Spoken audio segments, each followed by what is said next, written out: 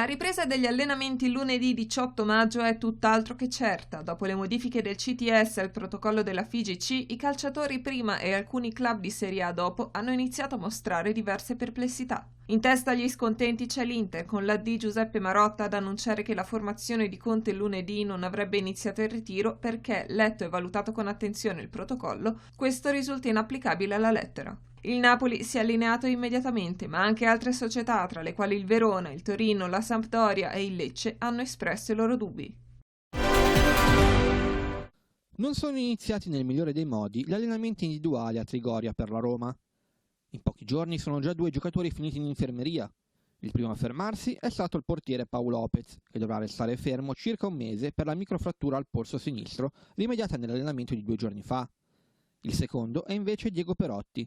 Per l'argentino un affaticamento muscolare, ennesimo infortunio in una stagione ricca di problemi.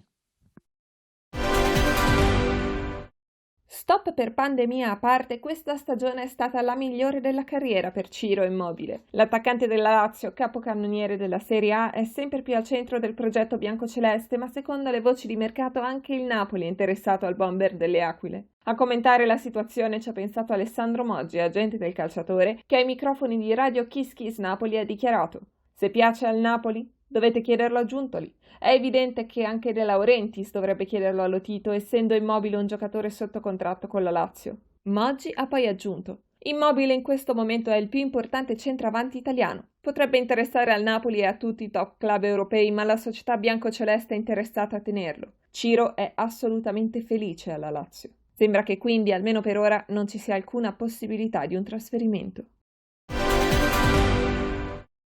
In casa Inter si inizia a prendere in considerazione la possibilità di non avere Lautaro Martinez la prossima stagione.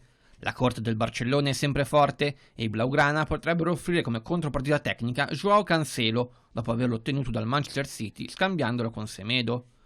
Marotta e Ausilio non vogliono farsi trovare impreparati e, a prescindere dalla partenza di Lautaro Martinez, pensano al prossimo colpo in attacco da regalare al tecnico Antonio Conte. Si tratta di Dries Mertens, che potrebbe lasciare Napoli a parametro zero.